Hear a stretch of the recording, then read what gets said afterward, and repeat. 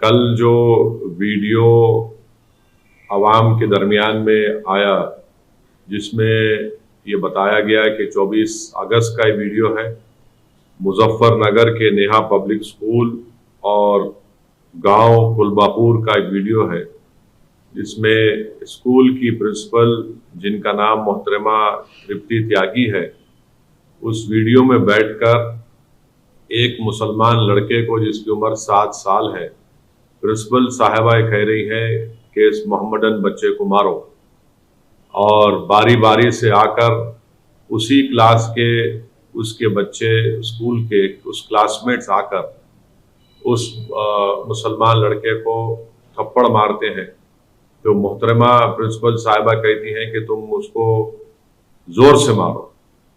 तो ये एक बदतरीन वीडियो देखने के बाद हम तमाम को तकलीफ हुई है, और मैं ये कहना चाहूँगा कि ये पिछले 9 साल में जो नफ़रत की सियासत बीजेपी कर रही है, और उसी का खैमियाजा आज हम देख रहे हैं कि भारत के गरीब अवाम, ख़ास तौर से मुसलमान, दलित, इसका शिकार हो रहे हैं, इस नफ़रत का। और ये जो वीडियो है, ये इस बात को बताता है कि पिछले कई सालों से जो उत्तर प्रदेश में योगी आदित्यनाथ की सरकार है, उन्हीं को एक क्रेडिट जाता है कि उनकी जो पॉलिसीज रही है, उसकी वजह से आज टीचर्स में भी ये नफरत पैदा हो चुकी है कि वो अपने ही क्लास के बच्चों से कहकर मजहब की बुनियाद पर, समुदाय की बुनियाद पर बच्चों को मारने लगाते हैं, और ये कहकर मारते हैं कि ये इसका ताल्लुक ये मुसलमान है, उसको मारो, पीटो, जोर से मारो इसको। सवाल ये पैदा होता है कि ये नफरत कहाँ से शुरू हुई है, ये नफरत का जिम्मेदार कौन है? जैसा कि मैंने कहा, इस नफरत का जिम्मेदार भारतीय जनता पार्टी है। इस नफरत का जिम्मेदार वो तमाम सेकुलर पार्टीज हैं जो सिर्फ हिंदू वोट को नाराज नहीं करने के लिए गूंगे बन जाते हैं, अंधे बन जाते हैं। मैं सिर्फ इतना ही कहना चाहूंगा कि अगर ये नफरत रुकेगा नहीं तो इससे मुल्क कमजोर होगा। आखिर जब हम चंद्रयान को चांद पर, साउथ पोल पर उसको लैंड कर सकते हैं, तो फिर बताइए नफरत क्या है ये? और हम जानते हैं कि उत्तर प्रदेश में सबसे कम, अगर आप देखेंगे, एनरोलमेंट होता है तो मुसलमानों का एनरोलमेंट होता है।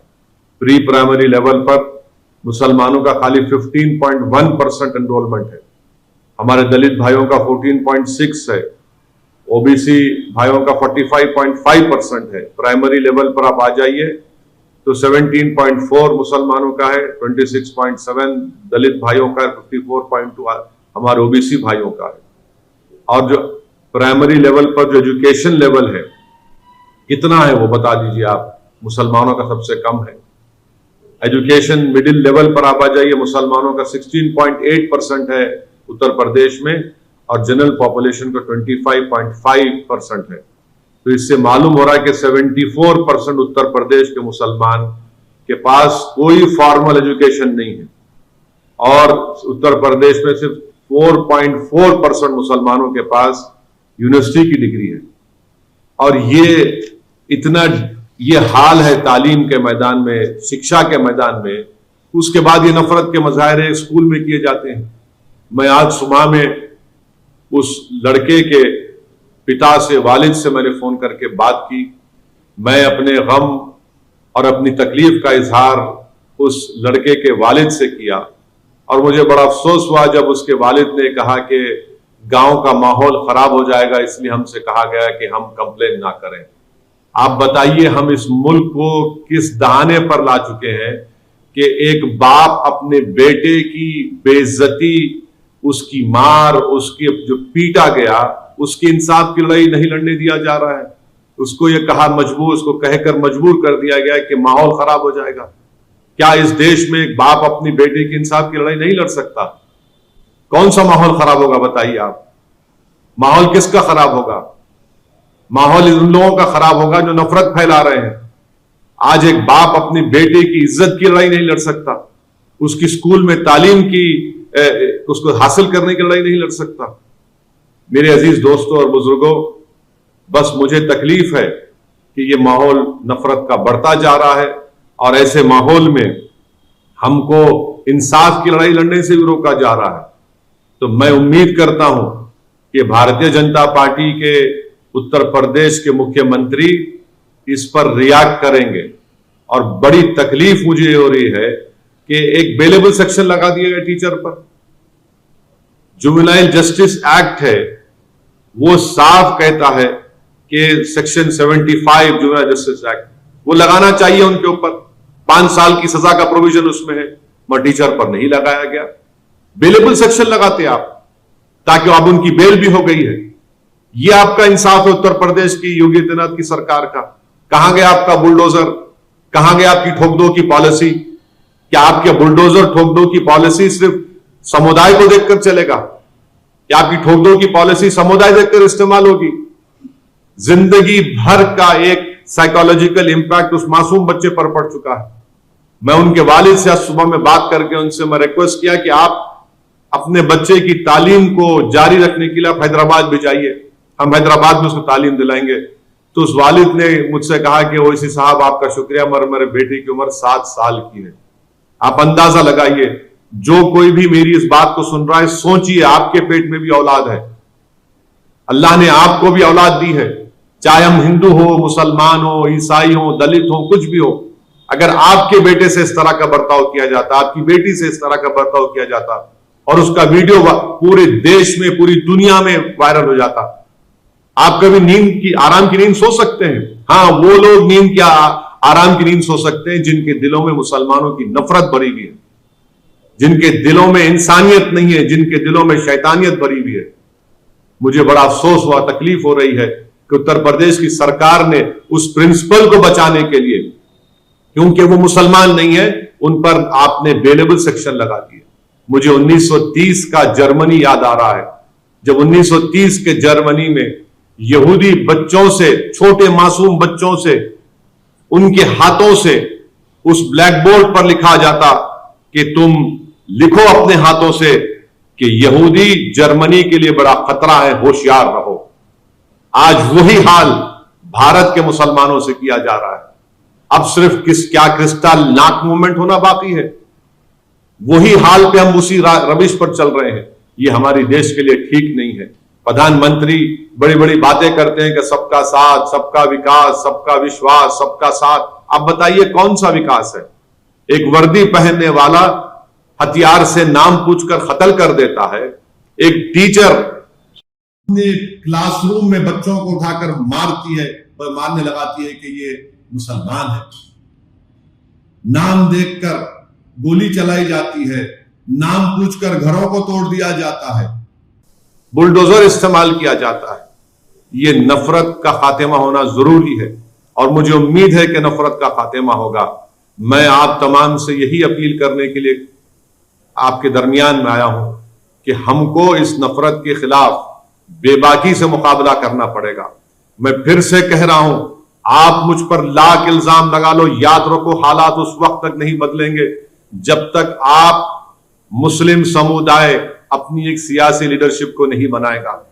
एक वीडियो देखकर तुम रोते हो, नूह के बर्बाद हुए घरों को देखकर तुम रोते हो, बुलडोजर चलता हुआ तुम अपनी आंख में आंसू लाते हो। अरे ये बुज़दिली के मुजाहरे करना छोड़ो, रोना छोड़ो, एक सियासी ताकत बनो, हिम्मत दिलाओ अपने आप को, नाउम्मीदी को अपने करीब आने मत दो। ये हाल हो रहा है, अगर आज भी आप बेदार नहीं होंगे तो क्या सुबह क़यामत में आप बेदार होंगे? मैं उम्मीद करता हूं कि आप लोग बेबाकी से अपनी औलाद को पढ़ाएंगे, लिखाएंगे। और बेखौफी किसको कहते हैं? आज हम देख रहे हैं कि उत्तर प्रदेश में एक अल्तमश नाम के बच्चे को टीचर के कहने पर मारा गया, मगर हैदराबाद में, आज हैदराबाद पार्लियामेंट कॉन्स्टिट्यूंसी में, चंद्रायन गुट्टा असेंबली सेगमेंट में जिसके एमएलए अकबरुद्दीन ओवैसी है, उनकी नुमाइंदगी पर, उनके रिप्रेजेंटेशन पर तेलंगाना की केसीआर की सरकार ने एक Telangana minority residential junior college बनाया। आपको जानकर खुशी होगी कि यहां पर आपकी एक सियासी ताकत है, एक लीडरशिप है। हमने ये Telangana minority residential junior college बनवाया अकबरुद्दीन ओवैसी ने। यहां के इस रेजिडेंशियल माइनॉरिटी कॉलेज के 5 बच्चे नीट क्वालिफाई करके उनको गवर्नमेंट के मेडिकल कॉलेज में एडमिशन मिला। आज दारुस्सलाम एमआईएम हेडक्वार्टर पर मैंने उन 5 बच्चों को बुलाया। आपको मालूम होकर जानकर खुशी होगी कि एक बच्चे का नाम गौतम राज है, मुसलमान नहीं है, वेमलूवाड़ा का रहने वाला है, ओल्ड करीमनगर डिस्ट्रिक्ट का। और फिर ताहिर शरीफ है, परवेज है, जैनब है और मोहम्मद शरीफ है। इसमें से एक लड़के के वालिद तरकारी बेचते हैं, क्योंकि हमने उसको स्कूल में उसको मौका मिला, वो तालीम हासिल किया। तरकारी बेचने वाला एक लड़का आज एमबीबीएस करने जा रहा है। एक लड़का मुझसे कह रहा था कि उसके वालिद बीमार रहते हमेशा, बिस्तर पर फरीश है, उसको मौका मिला। हमने इन 5 को बुलाया, 5 को बुलाकर हमारे दारुस्सलाम चैरिटेबल ट्रस्ट से एक को 25,000 रुपए का चेक दिया और उनसे कहा कि बेटा 5 साल तुम तालीम हासिल करो, इन हमारी बेटियों से भी कहा तालीम हासिल करो, डॉक्टर बनो, हम 5 साल तुम्हारी मदद करेंगे जो हमसे हो सकेगा, मगर तुम खूब काबिल बनो। ये फायदा आप देखते हैं। अरे लाख मुझ पर इल्जाम लगा लो, मगर ये काम तो देखो। तुम लाख गाली दे दो टीआरएस को, केसीआर को, सऊद्दीन ओवैसी को, अकबरुद्दीन ओवैसी को, मगर ये काम हमने करके दिखाया कि गवर्नमेंट से हमने रेजिडेंशियल जूनियर कॉलेज बनाया बारकस में। वहां के 5 गरीब परिवारों के बच्चे, जिसका नाम है गौतम राज है, ताहिर शरीफ है, मोहम्मद परवेज है, मोहम्मद शरीफ है, जैनब है, ये गरीब परिवारों के बच्चे आज मेडिसिन करने जा रहे हैं। उत्तर प्रदेश में क्या हो रहा है, मारा जा रहा है टीचर से। मेरे अजीज दोस्तों और बुजुर्गों, आप खुद महसूस करिए, मगर अपने हौसलों को बुलंद रखिए। हम उम्मीद करें या ना करें मुझे नहीं मालूम, मगर देश के प्रधानमंत्री को और उत्तर प्रदेश के मुख्यमंत्री को इस पर एक्शन लेना पड़ेगा। इस टीचर को आप अरेस्ट करवाइए। और बोला जा रहा है कि वो मोहतरमा हैंडीकैप है। अरे दुनिया जानती है कि जो हैंडीकैप होता है वो इंसानों से और हमदर्द होता है। ये कैसा मिजाज है, मगर ये सब नतीजा है नफरत की राजनीति का, जिसका खैमियाजा आज भारत में मुसलमान दलित इसको झेल रहा है। बस यही पैगाम मुझे देना था आप तमाम तक, मगर बेखौफ रहकर अपना काम करिए, नाउम्मीदी को अपने करीब आने मत दीजिए।